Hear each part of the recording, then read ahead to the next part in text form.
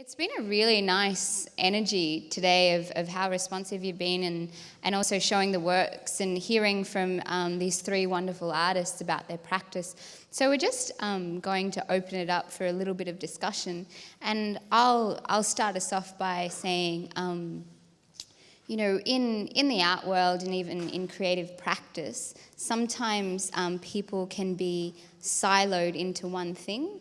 You know, when you are a painter or a drawer or a filmmaker or a dancer, sometimes people only think of you in that way. How do you break those boundaries, and what are the benefits of working across different disciplines? Does that make sense? Anyone who wants to start? Go, Rhys. I'm happy to start because I am still, playing in a lot of different fields. I guess with my generation and so forth, we are told that, you can be everything you want to be and you can do whatever you want to do. And so we do have all these tools and these options and everything there. So it does become exciting, but at the same time, over time, I guess you find that while you can do everything and you have the ability to do everything, some things you're just naturally better at, and some things you like doing more, and some things you get a better response from. And I think that kind of informed me a little more. As you can probably tell, I like to talk a lot and I like to tell stories. I'm always the one who's always chatting and chatting and chatting. And so I realized that's what I am probably natural at and what I like doing. So I think that's how I got around this, that's how I discovered to channel myself. I still dabble here and there, but I think sometime you sort of just start channeling, but I don't know, you might have a different opinion. I don't deal with language at all well. For many years I was considered just definitely in the dance world. I was a dance artist. I didn't set out to quickly rename myself or find a new context to make my work.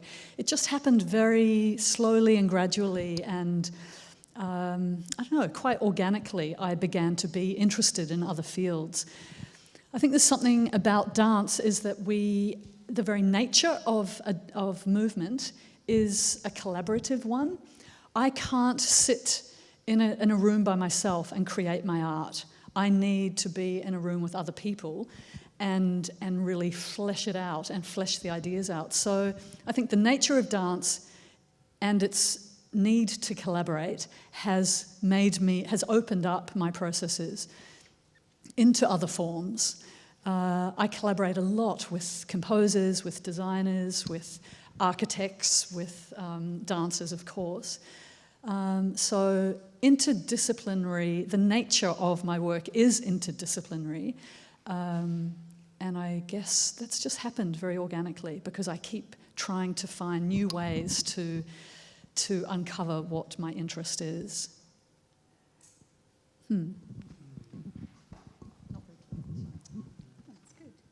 Yeah, I think that word interdisciplinary is a good one, and I think in art education it's bandied around quite a lot. But in my experience as an artist, I think there's two different roads that you can choose, and some people manage to choose them both. But as a painter, the commercial pressures, if I wanted, I do have commercial shows, but that's where the pressure to silo comes, where people want to be able to identify that's what she does. And I don't do that. I never did. And so I suppose for me it's always been I'm an artist because I want to work with the ideas that I'm working with, and probably like you guys, I use whatever medium comes along that's best to deal with that. So I'm an artist so that my life's alive, not so that people can recognise what I do, because I always do the same thing. So what we're going to actually do is Joe has a roving mic, and if you have a particular question, just raise your hand and Joe will give you the mic and you can throw it out to the artists. But we're just going to basically, while that's happening, I'm just going to continue asking questions so that the flow of conversation continues. Is that okay? Great. So I just want to pick up on, Maryanne, your thing of pressure and how people want to box you in and identify with this so that you can sell it. I do know that there is also a balance of experimenting with work but being able to communicate it. So how do you find that balance, and in what ways do you draw people into your artwork or to your practice? That's to either one. I'll just pass. Let's go in a circle. That's the part that I'm probably less good at. But I suppose what I would say is that there's different venues for different works. So in the past, I've shown work, well, I still do show work at a very commercial gallery, Australian galleries. But my next show is going to be at Articulate, where I met Sue, strangely, which is a fantastic space which lets you do more or experimental work. So it's really about exploring the possible places to put the work. But you guys have probably got ideas. Oh, I've lost my train of thought though. Yeah, no, I completely agree with what Maryanne said.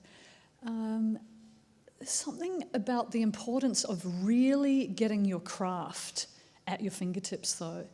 So, you know, it's good to experiment with form, but it's also really good to focus in and get your skills. You know, especially as you're starting out, you know, whether your interest is in drawing or painting or making films, it's really vital to get those skills under your belt really early. So that you can then find your different contexts to place your work. So the importance of getting that skill base while you're young so that you can then perhaps throw away the rule book and experiment wildly with different forms. Yeah, I think I sort of mentioned it in my presentation that, yeah, the skills and things, technology, everything keep changing. And so I think it's, you've always got to be adaptable and be prepared for whatever keeps coming your way. There's always more exciting things. I mean, yeah, every few years, I'm a camera junkie, so I love all the new camera tools, and the new one comes along and a whole lot of new things to learn. But you just sort of, through experimentation, through picking up these new things, you learn how they work, but then you sort of figure out how they work for you and what you enjoy about these new things. And how you can apply it to yourself. I think that's kind of the fun part of learning this stuff, not the like yelling at yourself on set trying to figure out why the record button isn't working and you're zoomed in on the wrong thing. So I think learning the craft with your hands and going out and learning the skills is great, but it's really important to figure out the relationship of the craft to yourself.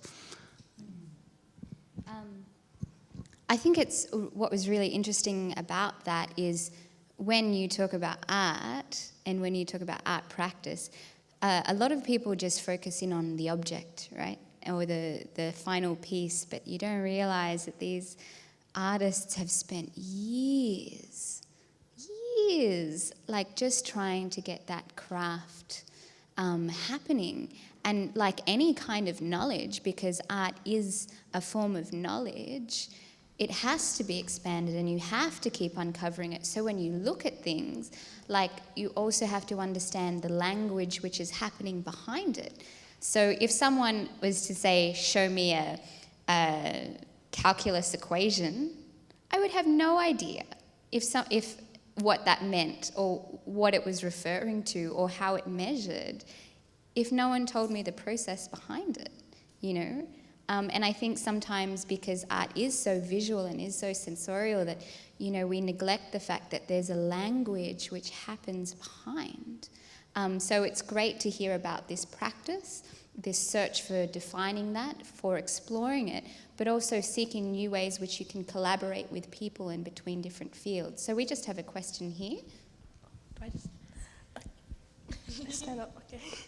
My question is for all three of you, and I was wondering, what do you guys think? Is art the journey or the destination? Anyone? Well, I haven't found a destination yet. Yeah, likewise. I'll let you know when I'm there. But I think, yeah, maybe what the audience might see could be the destination, but it's certainly the process of making it is the journey. And like I said, I still don't feel like, I'm any further ahead than I was 15 years ago, because I realised there's just still so much more to go. I think I'd be really depressed if I had figured everything out right now. I don't think I'd, have any desire to do art again. I'd probably walk away. So I think it has to be a journey, both spiritually, but also just, mentally satisfying yourself and trying to better yourself. Of course, ditto. I don't know, I love travelling as well. I love to travel. I love that sense of shift of perception, that putting yourself in a train or a bus or a plane, transporting yourself to another culture, is such a rich and human thing that we do. So yeah, of course, it's about that, and making art for me is that precisely. Yeah, and going for the ride and being prepared to fall over and go, oh, that one didn't work out quite so well, but then having the success of finding something new. So yeah, good question.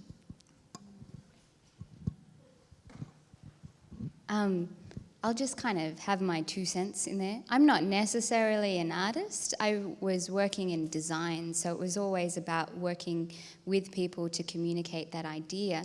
But just as important it is for the artist to express themselves, it doesn't happen without people. It's always good for ourselves to then go on journeys and look at art, look at the culture around us, because as the three of them were saying, it opens our experience, it opens our perspective, but it also allows us to relate to people in a new way. So there's another question here. My question's to all three of you as well. And I was just wondering, how long does it generally take to make a film like the ones that you showed, and also what kind of equipment do you use? Yeah, thank you. So yes, making a hand-drawn animation can be incredibly time-consuming in terms of the actual drawing. But I think for that one it took me maybe 5-6 weeks to do all the drawings, but then it took another 6 months to edit it. But I think probably Rhys will be talking about the other end. So because mine's fairly stream of consciousness, I didn't plan it out. So I planned the starting point, and then the drawing process took me wherever that would go. But you've probably got another.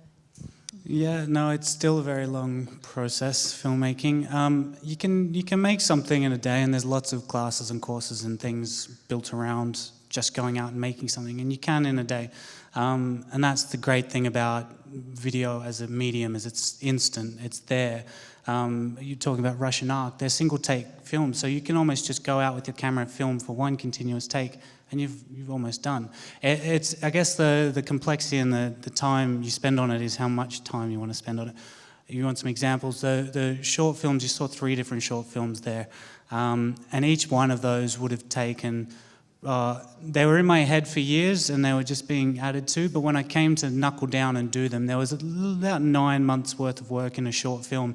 That means auditioning, refining rehearsals, design, every scene, every time. The annoying thing is you got all these great ideas, I want to shoot here, I want to shoot there. It takes time because you have to go and ask someone permission, then they have to get back to you, then you have to sign this form. Films is also a very collaborative process, so why you think you might be able to make something like that in a couple of days, because in your head it's like, oh yeah, it's so easy, I can just go do this. It is a long process because you're relying on other people's timetables and relying on and just taking time to get things done. And also creatively, you also want to have a bit of time to make a decision and then come back a week or 2 later and go, was that the right decision?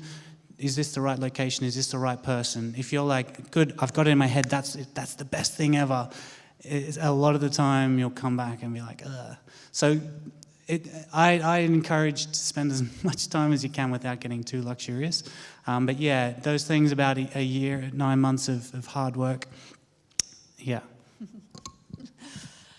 I don't know, yeah, each film takes its own time for me. I can work really quickly, I can work on multiple projects at once, and similar. It takes a long time.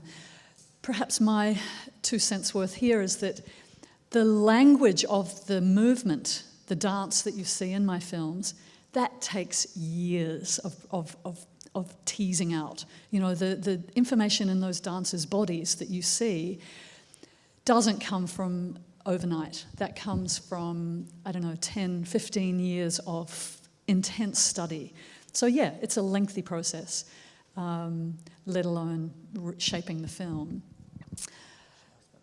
The tools, yeah. So the tools, which is really exciting in this day and age. The technology, as you know, is readily accessible. You can all pick up a camera and make a film. But there's also high-end technology now that I'm just loving to use. So I work with a RED camera to shoot all of the recent films that I've been shooting. And what's beautiful about it is that it is a high-speed camera.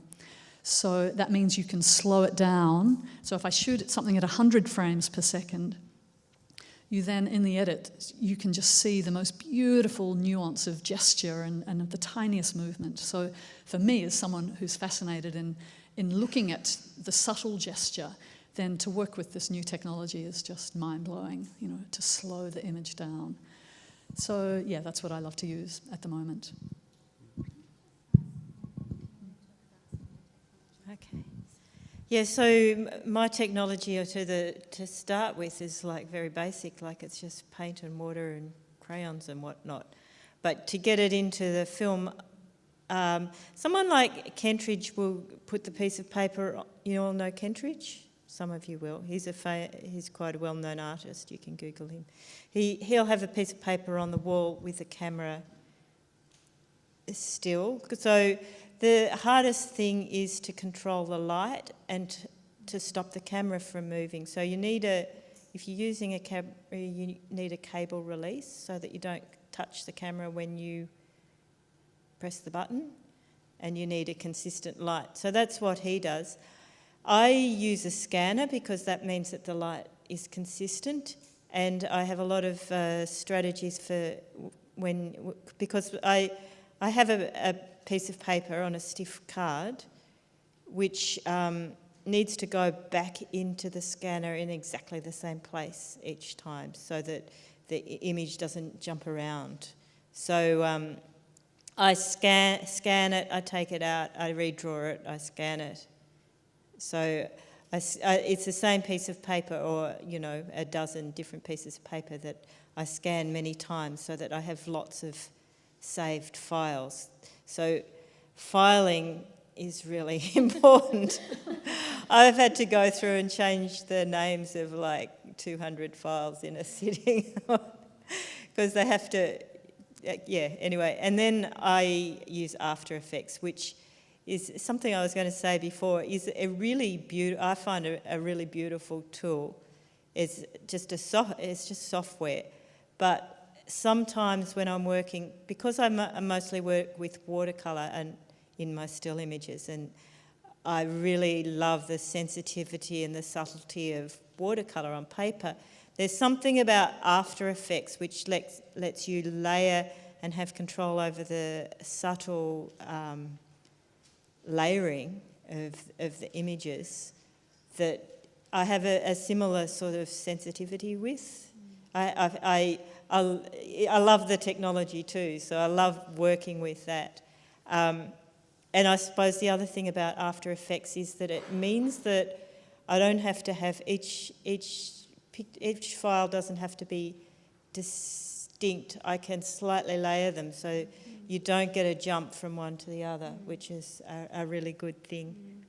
But the other thing that I would say about technology is the last very short film I made when I was on a plane going to Europe on an iPad. So there's some really great apps. Well, the one I use is called Animation HD, which it doesn't have quite the same physical feeling of paper and paint, but you can do amazing things with it very, very easily.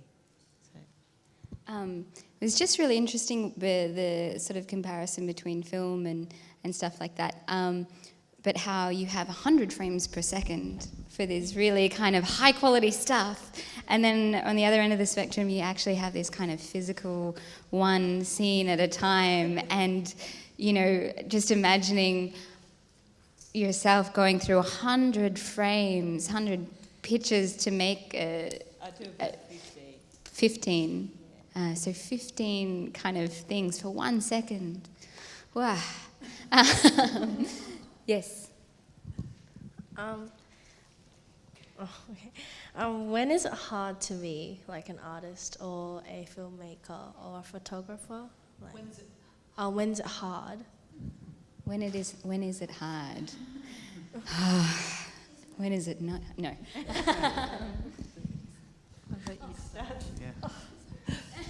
When is it hard?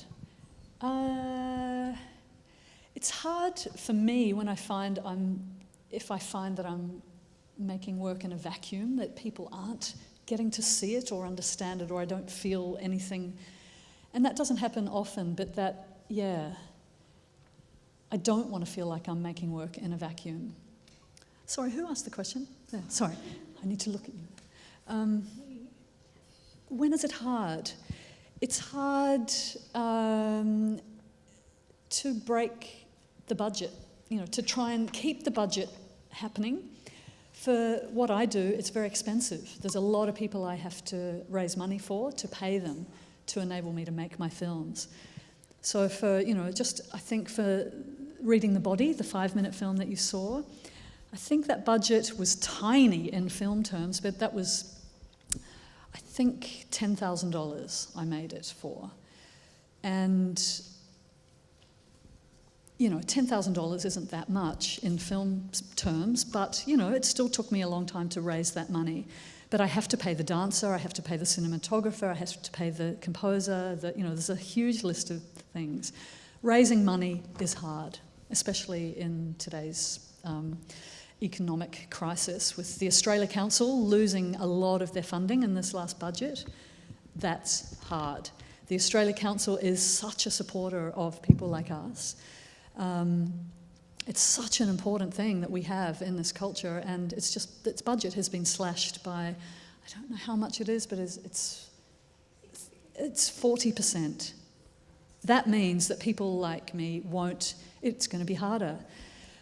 I put in a grant application every year to make a work or a film, and maybe 100 people put in for that same pot of money. They give it to 3 of us. 3 people get the money. So those other 97 just didn't make it that year, and that's hard. Yeah, money is always hard, and that's why I do a lot of the corporate stuff. For me, the hardest part is kind of, I guess it's yourself. For me, it's myself.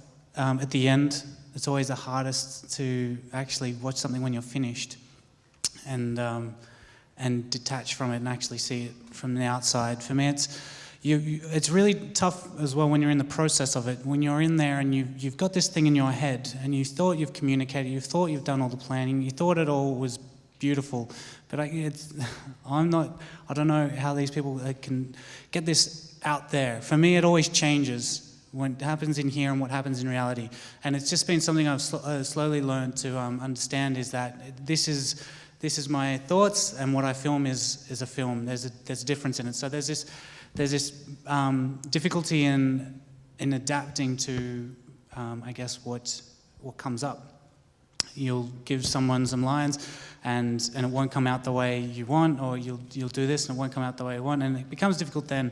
But after a while of getting through that difficulty, and if you're more prepared and you're a little more comfortable, it actually can be the best thing for you. When a surprise comes up or something that you didn't plan for, an accident happens, and all of a sudden you were so sure of something in your head, something else happened here and it was wonderful, and you can go with it. So it's a real struggle with yourself. It can be the hardest thing, you being so critical of what you have in your head. But yeah, if you learn to flow with it, I guess it can also be an easy thing. I don't know if that really helped. Yeah, so I think all those 3 things. So the getting your work seen, paying for it. So I deal with that by having a job. I'm lucky enough to really love teaching as well. So in that sense, it's not so much a question of money, it's a question of time. So it's balancing myself whether I have enough money or whether I have enough time.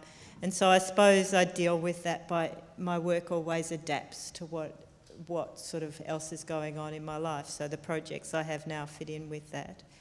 I think, like Rhys is saying, that battle you have with actual work can be excruciating sometimes, especially when you really want something to work. It's not going to. You have to be able to let the work have its own life.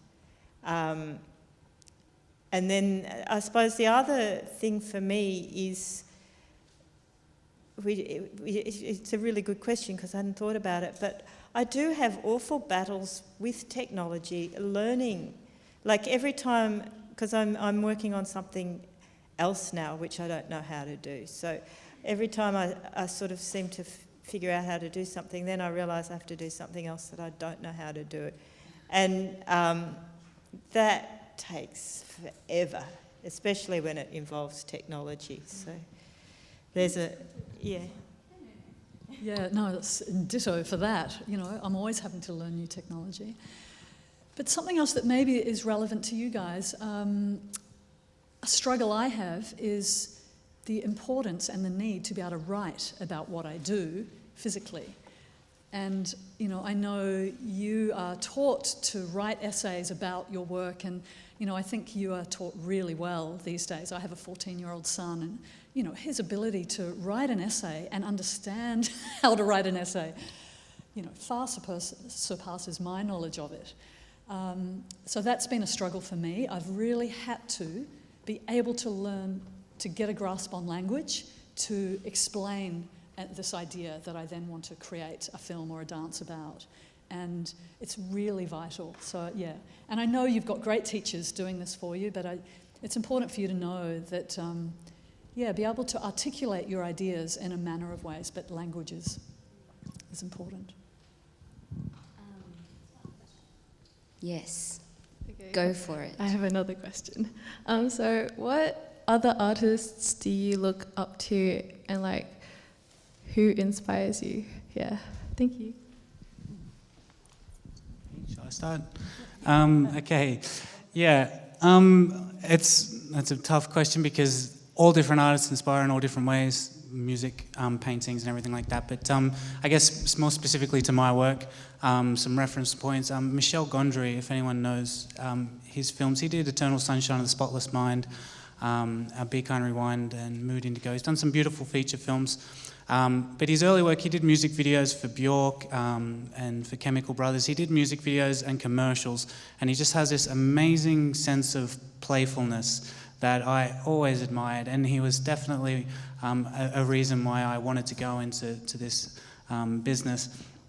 He's one. There's lots of others, but I won't go on and on. But I look for filmmakers who are perhaps practicing in commercials, like Jonathan Glazer, or filmmakers, who in music videos, so that they've brought another discipline into this traditionally narrative story kind of medium.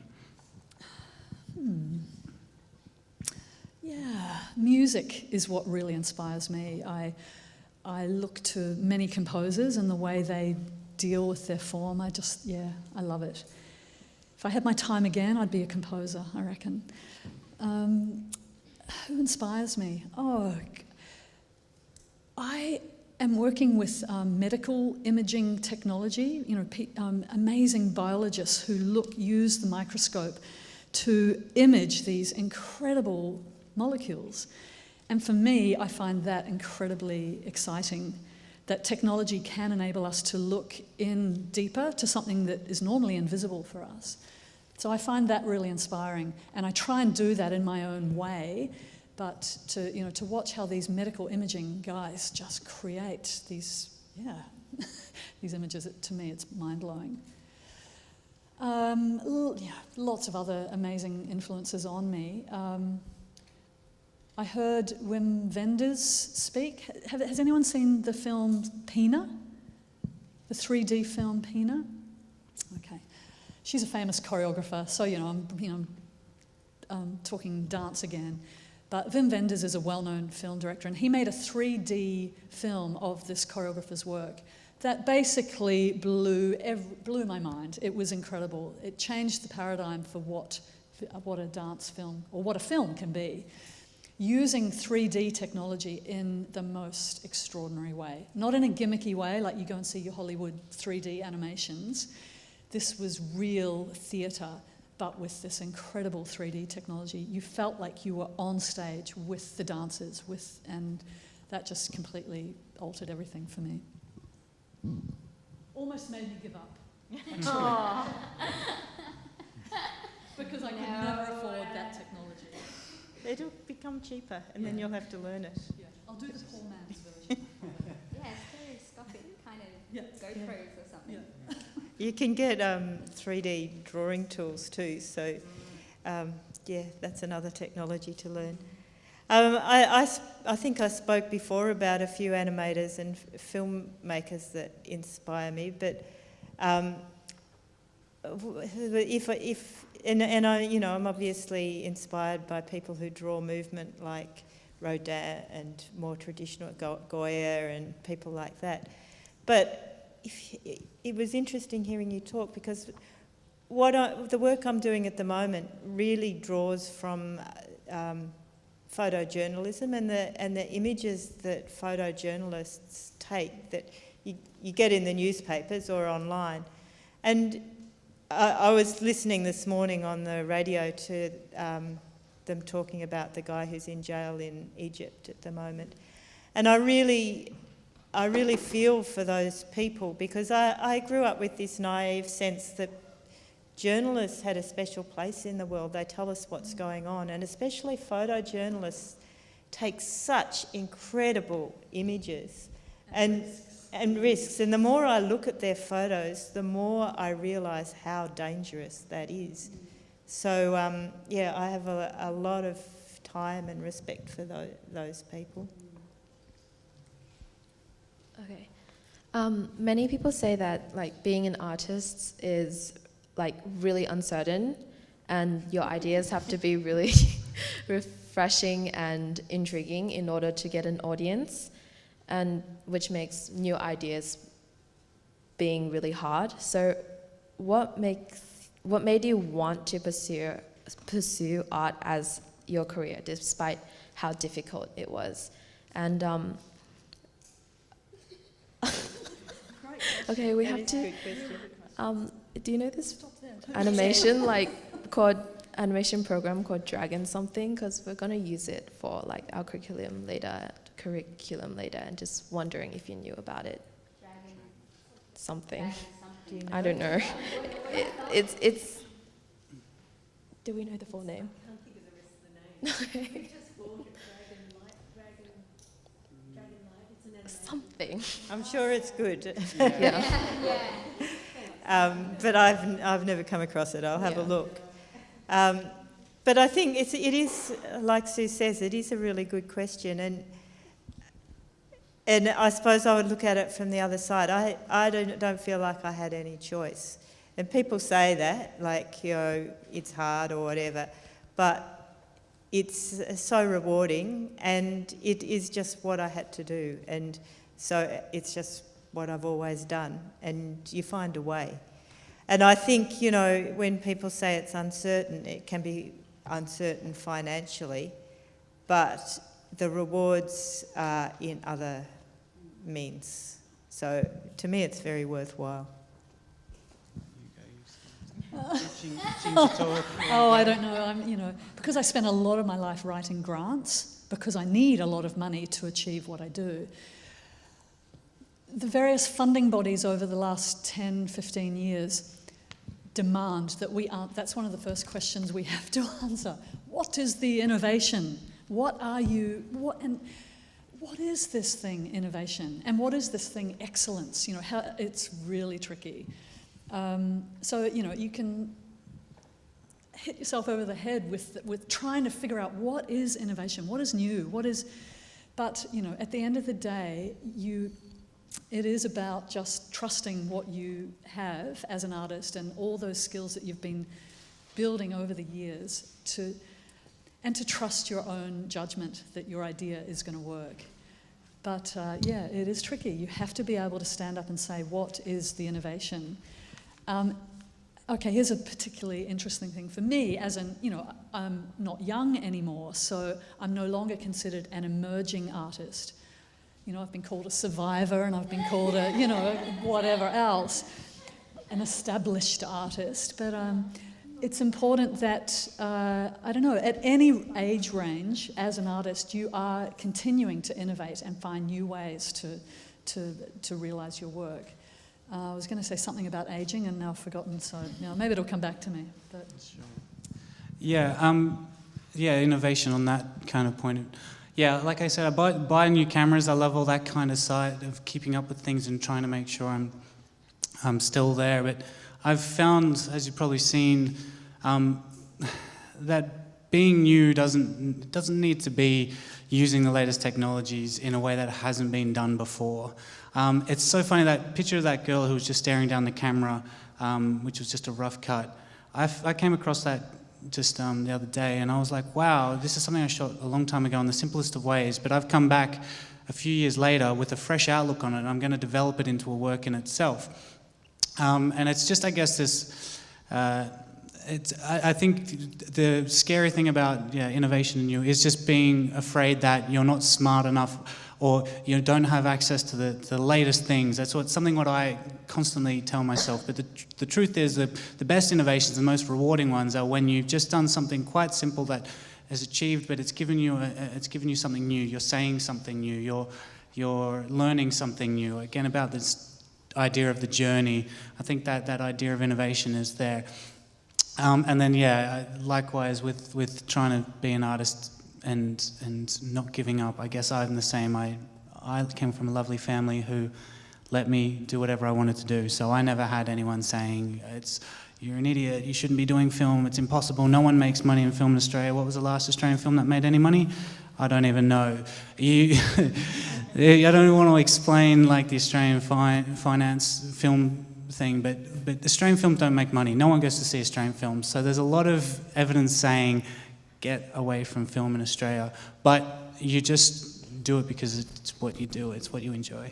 Can I just add something? Go for it. And I suppose, I didn't say anything about the innovation thing because, I suppose I worked through that in a different way where I would say rather than being new, if you be you, it's not about doing something new for the sake of it. It's about doing what is coming from yourself, which will let you make something that other human beings will respond to. So it's honesty rather than innovation that is important to me, I think. I just kind of wanted to comment on that from an organisational point of view, because similar with dLux, you have this problem of what is the most experimental, what is the most innovative, what is this and that, but you kind of have to be really strategic in the way you allow artists to grow, because just in a similar way artists explore things, organisations and galleries create spaces for them to do that. So my creative practice is really about how you bridge those divides, how you allow artists to explore, and also how you engage with people like yourself into what this kind of practice is about. So there are different levels where you can engage a career in the arts. And, the more authentic you are, what was so wonderful today is that there was a real heart and honesty in what was said. So, there's a lot to be accounted for just hard work and perseverance. I had a question for Sue. For your short films that we saw today, a lot of the dancing was interpretive dance. I was just wondering if you would ever consider doing a different type of dance. Good question. Yes, I do, and I have, and I am. For example, I'm making, I guess some people recently have criticised me for, why don't you extend yourself from just working with the dancing body? But I was already into a new project that I'll try and describe now. I'm working with a group of elderly people. So I'm making it's a half-hour doco about this group of people who have retired. The oldest is 90, the youngest is 65. And they have formed a dance company, okay? It's still a bit of dance in there, but they're not dancers, but they want to dance, they want to move. And so I've shot the film, I'm halfway through the edit, and so I'm working with bodies that are not dancers, and they are extraordinary, even though they're moving. So my recent work is also making portraits of people. So it started with making portraits of dance artists, moved to more visual artists and other interesting forms of art, but now I'm broadening it. So I'm making a portrait of a farmer, I'm making a portrait of a scientist, of a surgeon who works with newborn baby hearts. He's a heart surgeon working with hearts this big. And his partner is a person who works with people who are dying. So I'm making these portraits of these incredible people who have spent their lifetimes doing certain things, devoting their life to their career, but it's not dance. But I'm putting the camera on them and just watching how they move and how that level of, rigour to their thinking comes through their portrait. So yes, I'm extending my parameters of who I'm putting the camera in front of. Wow. What type of lighting crew and assistants do you use? Yeah, I'll field that one as a filmmaker. Well, the great thing about technology these days is that little scene I shot in the park was just me. Cameras are getting really good, and you have an ability to shoot things quite candid and naturally and still achieve something. So I shot that just myself and a camera. But on the bigger productions, the more people you have there, the better, without going too fast. Sorry, I usually cap it.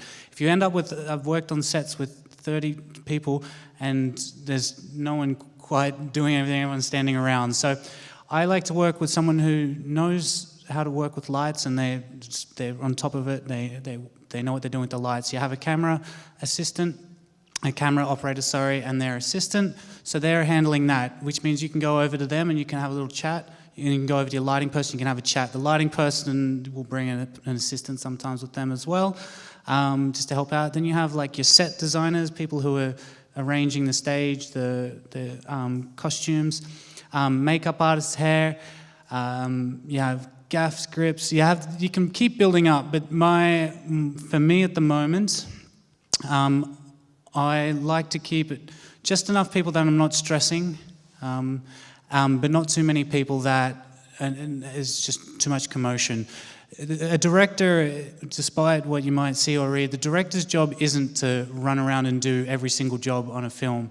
In fact, Woody Allen is kind of famous for, apparently he just turns up, just stands there and lets people do everything. And he just walks out and goes, "That was great, guys, thank you." And you see how prolific he is. He makes a film a year for the last 40 years and he's won Oscars and everything. Because he understands that if you do all the preparation before and you surround yourself with the right people who know what they're doing, then the film is almost a machine and it will run. And you as a director can just kind of go in there and give little taps, give a bit of direction to your actors and kind of just facilitate. I guess like an orchestra is the best analogy. You're at the front, the pieces do their work. There's no right or there's no exact size, sorry, but yeah. No, I don't have film crews. So my feature film, I wish I had a whole crew. It was Judd, my amazing cinematographer, and myself, and that's it. We travelled the world. I carried the tripod and the lighting gear. He carried the camera equipment. Carrying that tripod nearly killed me. I couldn't afford cars or taxis even in most places. I had to carry it. So, yeah, it was just the two of us, but that did create some wonderful opportunities. You know, we could find a location looking at Manhattan with the, you know, the amazing skyscrapers, and just find it because we could walk into it and it was just the two of us and the dancer. So, yeah, I like to keep the crew small. But last week I just did do a fantastic shoot up in Queensland, which I'll just quickly tell you about, because it gave me a quad bike, a guy on the quad bike, and holding this amazing Steadicam called a Movi, which is a new thing, out of usually my range of affordability, but I could for this shoot. So we were tracking through a forest that happened to be on fire at the time. They were back burning. We were safe, but it was a fantastic, so it had the beautiful smoke through the trees, flames crackling to the side of us. I had the guy on the quad bike holding the Steadicam, chasing the dancer through this thing. Oh, it was so much fun. So yeah, give me technology like that. If I can afford it, it's so much fun to play with. Yeah, and just adding on that, I think there is, if there's less people around, you do have kind of the luxury of taking a few more chances. If it's just you and a performer or an actor, like I was down the park, there's a chance to just say, let's try this, because we're not going to have to change. This guy's not going to have to retell that person who's going to tell that person, and it's not going to implode on itself. The small crews, a lot of my stuff is just me, like same thing, and I find that's much more exciting creatively. Yeah. If there's one big or main thing that you'd like to achieve with your films, what would it be? Film / art practice slash. I might just add on that, if that's okay. I would really like more opportunities like this, because audience development and education kind of is always put on the back foot. So sometimes you have a new art practice, or there are some great artists who are doing things and you're like, cool, I really want to show people what they're doing, but it becomes much harder to do that because there are all these kind of barriers. So my dream, or what I would really like to see, especially in media art and interdisciplinary art, are more opportunities to involve audiences, to educate them, and also for us to come out like this. Like, that would be a great thing. And I think the Biennale and the exhibition space and how it can be transformed into new ways of thinking, and expanding that kind of model so that it is more open. That would be my kind of contribution. I think for me it's really about making and having the time to develop ideas and follow them through, plus then having the right place to show it so that people come and see it.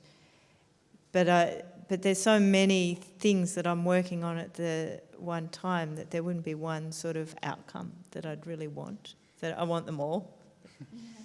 Yeah, big house in the hills in Hollywood. It's a tough one. I don't know, I want my ego fed, really. It's what it all boils down to. I think when I go to a film and I see a film, and you like are just in a whole other world, and you're just there and you're captivated, and you really, I get teary. I'll admit I do cry in movies. I never cry anywhere else, but I get a bit teary in movies. I guess my goal, my ambition, whenever I'm looking forward to something, is to at least move someone or change someone. Frustratingly, I don't know if I can go through an audience and after every movie or something and go and ask everyone, "Did you get moved?" So I might never find out my goal, but that's sort of what I'm always working towards, creating something that someone will sit down and really be changed from. Yeah. I don't know, I feel like I'm doing it. I feel I'm in such a privileged position, actually, living in this country that does support the art that I do and other artists like myself. I feel really lucky. I feel like I'm doing everything that I want to be doing. I had this crazy notion to make a feature film, and I did it. I raised the money and I travelled the world and I did it. I want to work in a visual arts scene. I move into a gallery and I get a different audience through that, and I'm doing it. So, I don't know, I feel really, really privileged to be in this position where I can feel satisfied that I am achieving, my goals.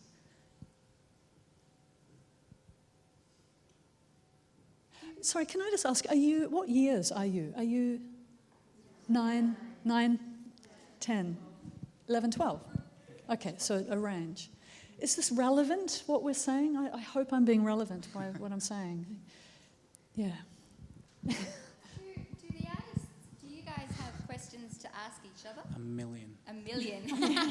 Maybe it would be nice to kind of, just in the next sort of little bit, if you have any questions, because it's always really interesting because sometimes when we meet other artists or when we meet other people, that also opens up a whole bunch of questions and opportunities and critique on our own work. So that might be like, would you like to ask each other any questions? I spoke to Sue for hours yesterday. I don't know if I can ask her any more questions. We chatted and chatted. Well, when you were talking about the 100 frame, is that what Bill Viola would have used? Yeah. So, I mean, he is Bill Viola is in the... Do you know the work of Bill Viola? Check it out online. An amazing American artist. Yeah, I saw a work of his in the late 80s, which completely blew my mind. It was just extraordinary. Not that I was working in film then, or had any desire to work in a gallery, actually. I was very much in the theatre world.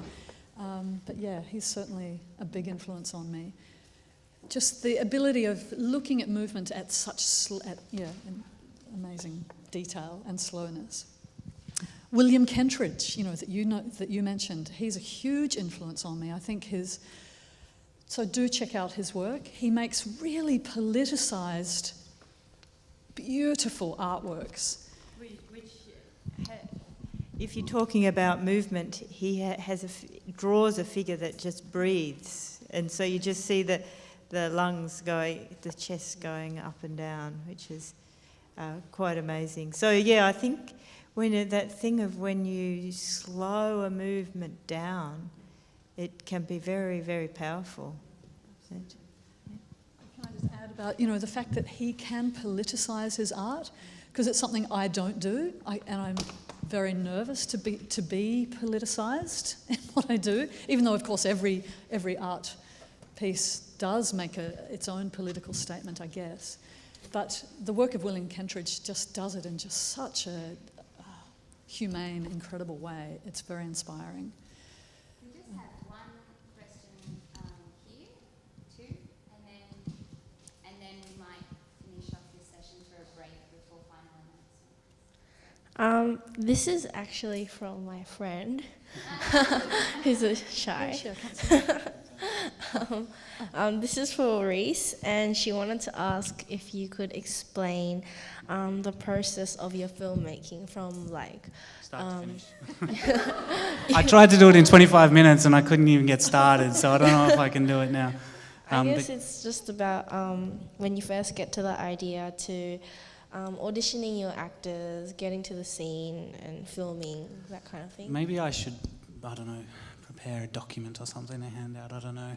But yeah, there's a lot, as you saw those charts and sitting down and planning, there's a lot involved. Something I didn't mention in my presentation, which is a great little resource when you're starting out, is called Star Now. I'm not sure if you've heard of it.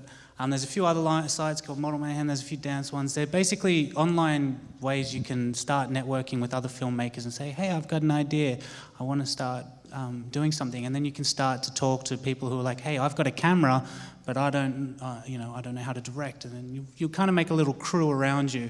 So that's a great little step in the process for people who are starting out. And there's a lot of people, sadly, you won't see anything good really come out of these connections on there, apart from experimentation and really learning and building. They're great resources to start out. And I shouldn't say that, actually. I've made some really good contacts through them. But yeah, I don't know. I sit down, I just gather all my notes right, and then it just has to be, frustratingly, I have at the moment 10 different stories, all slightly written, and a documentary over here, and a art project over here. So I have lots of things, and then once I go, okay, that's it, I've got the next three, like next year I'm going to make another film, and then that's when it goes into just, yeah, writing it, getting actors in through these resources, through friends, auditioning them, rehearsing them, getting your crew in, explaining to them your vision, giving them time to go and source materials, build sets, build costumes, then getting a cameraman, showing them composition and having discussions with them, getting your sound person in and saying, okay, I've got this idea for a film and I want a composition like this. There's a lot going on all at the same time. It's very hard to sum up in a few little minutes, I'm afraid. I think an important thing to do, like when talking to different artists, and the most relevant thing that they do is start. It's really funny because you have all these amazing ideas and they may change, but the most courageous thing you can do in any kind of art making, whether or not you're trying to put together a show, an education program, or an artwork, is to start. Yep. And sometimes I think, people wait to be inspired. You have a whole range of experiences which you draw from. But just taking that first step to build that confidence, it's like, okay, yeah, I can do this. Oh, yeah. And that first mark, that's probably the beginning point. All these other things, the beauty of Google and networking and social media is that people are now at your fingertips to help support you. Because I do a lot of teaching as well, and I do specific workshops about that, and how to make that initial starting is really important. But then it's how to make what sort of decision maker are you? I really get you to be a quick decision maker and just to make that decision, be rigorous about what happens once you've made that decision. And I totally agree with you. Start, look at how you make your decisions, and then be rigorous about it. Really look at it from every angle. Yeah, I was just going to add saying, starting is hard, but staying on track is just as hard. Because there's a great guy called Scott Belsky who writes books on it, but everyone gets excited at the start about your idea, and then as you work on it, it gets harder and harder and harder and harder. Your excitement does go down here, so that almost by the time you're ready to film, you're a bit burnt out. Oh, I disagree. And so... Well, this is a tendency for ideas, sorry. And if you do it well, thankfully, the reason I can keep doing it is because I still maintain my excitement in the project from the start right through to the end. If at any point it just starts dwindling off, you might just jump off and just decide, I can't be bothered doing it anymore. And then there's nothing there. It's just an idea you had. There's no film, there's no anything. So, make that first step and just keep going. There will be a few challenges along the way, but that's an important part, is to go through the whole process. So have you made films? Yes? Yeah, can we see a show of hands? Who's made a short film or a media artwork, a moving? Yeah? But you've all picked up a camera and taken photos and videos, yes? Yeah. Everyone. Yeah. Maybe Pauline with a final question. Sure. I just wondered if you could comment on the format that you show your works in and the cues that you give the audience in terms of viewing your work.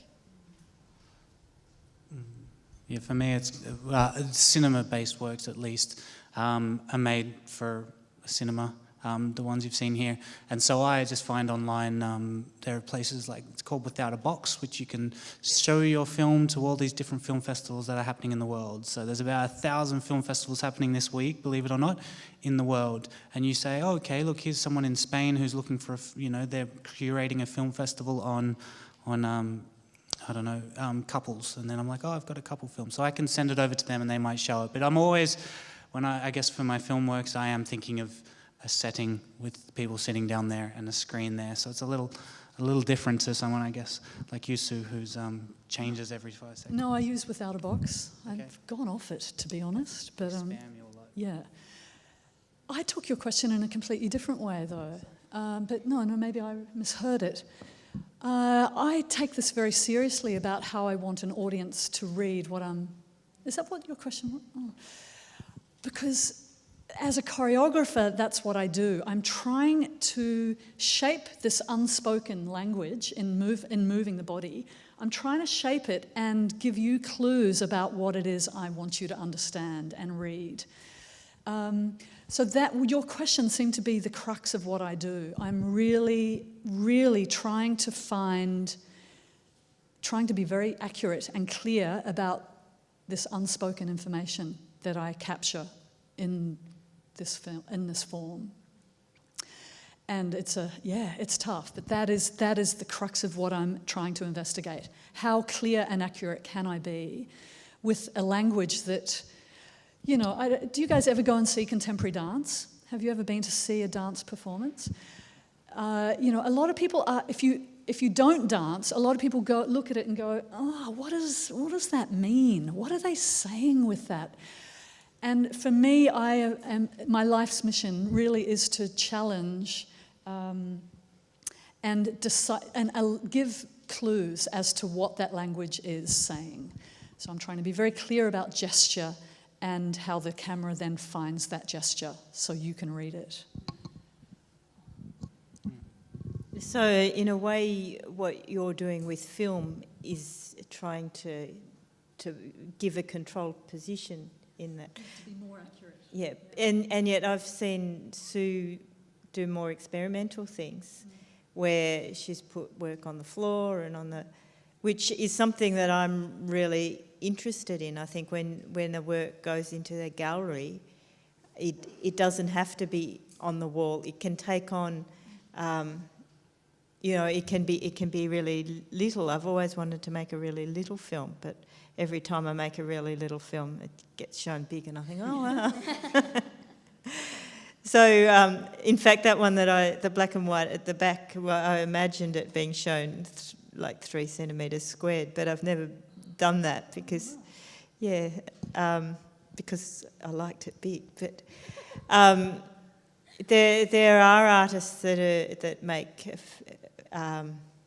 films for the floor, or like Tony Ausler makes films that project onto sculptures, or so there's a whole lot of possibilities for bringing moving image into the actual world and making it integrate in sort of other ways there, where it's not just an isolated sort of picture.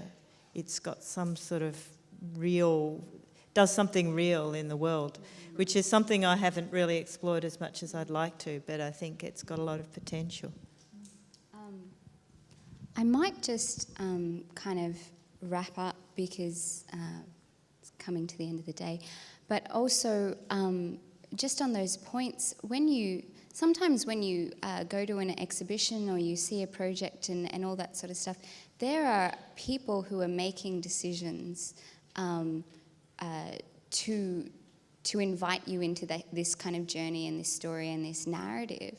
So in terms of how you receive things and whatever, it's also for the curator or the program, for myself, in how I bring new artwork to communities and to audiences is, what is that access point and how can I change what they see through the experience of this work, and also what can they take home, or where can they find out more clues?